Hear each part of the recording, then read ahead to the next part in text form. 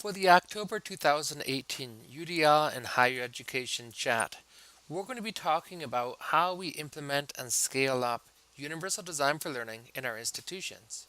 To get the ball rolling for this month's discussion, we're going to take a look at some of the levels of implementation proposed in Voices from the Field Implementing and Scaling Up UDL and Teacher Preparation Programs by Moore, Smith, Hollingshead, and Wojcik. Because I'm Moore, I do have a direct line to the thinking of the primary author here and am able to kind of expound on and sort of modify some of the ideas in that original publication. But that's our citation. So basically, in Voices from the Field, we came up with two major themes by surveying faculty of higher education who are practicing UDL right now. One theme about getting started was that UDL is best introduced by way of an existing known barrier, not for its own sake. So, for example, taking on the fact that we want more online programs, or we're having students drop out a lot, especially students from a certain demographic, first generation college students, etc., and using those conversations as a way to talk about UDL as one way to approach a solution, rather than saying, hey, everybody, we're going to change and start doing UDL this year, which just doesn't seem to work. The other theme was specifically about those levels of implementation.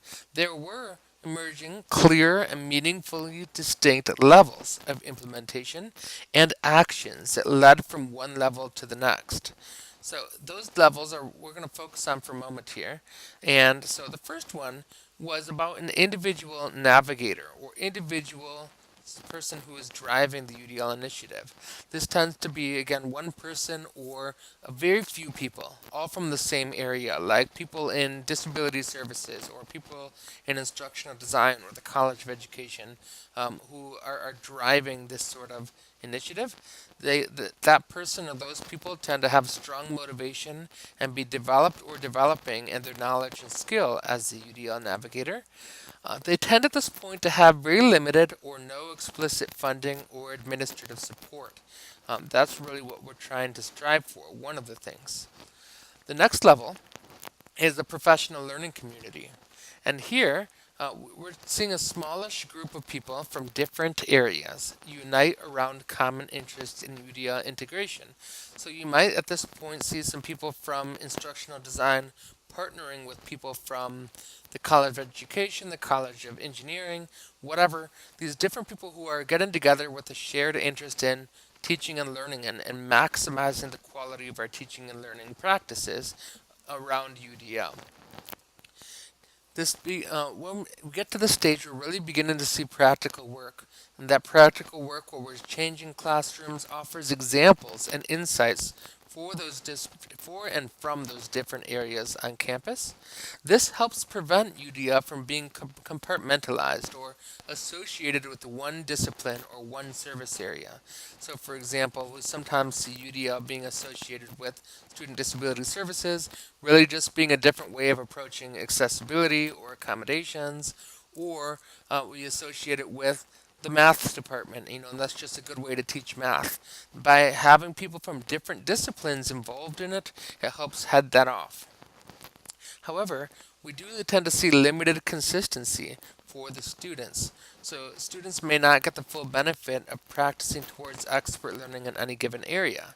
Thus, if you are an English major and one of your English faculty are practicing UDL, but the others are not, then you still get some benefit from the instructor that's practicing UDL, and that does transfer to some extent, but it's easy to not really integrate that into the way that you learn, because you are only going to have to develop that expert learning for one class, and the other classes you can go on simply being an expert student, if you will. Level 3 is when we begin to get into what we call a small systemic change, or change that occurs for a whole system but a small system. This could be a department, a program, or other similarly sized unit on campus that begins integrating UDL collectively. This enables system change that influences instructors and students more effectively. So, in effect, instructors now have others in the same discipline with whom they can bounce ideas and share challenges and get feedback and think about it specifically in how does this apply to our specific discipline. And for students, especially students who are majoring in that discipline, they experience these UDL initiatives and the support for developing as an expert learner in multiple classes, and that really helps begin supercharging their ability to develop that in their capacity as expert learners. This tends to include significant mid-level administrative support, like department chairs or program coordinators need to be on board to oftentimes offer time and support, other supports for faculty to develop in their capacity to design and develop and teach with UDL. Now, this offers an example to other colleges on campus or other departments, but unlike level 2, this has an opposite problem. It does run the risk of others thinking that UDL is subject specific. So if we jump straight to level 3 and the math department takes off with it, there's a good chance that the English department is going to feel like that's just a great thing for math, but what does it have to do with English? Or vice versa. So that is a concern at this level. Level 4 is large systemic change. And this is when we really begin to see the entire college or university integrating UDL thinking into all disciplines and also beginning to creep into non-academic areas like library, counseling, and how we design and offer supports and programs of that nature. This enables system change that influences every area of the college or university, and that can have profound accelerated effect on student development as expert learners. It does include significant administrative support at all levels. At this point, we're really thinking about how we hire, how we promote, how we retain faculty who are going and staff who are going to support our UDL initiative in our context.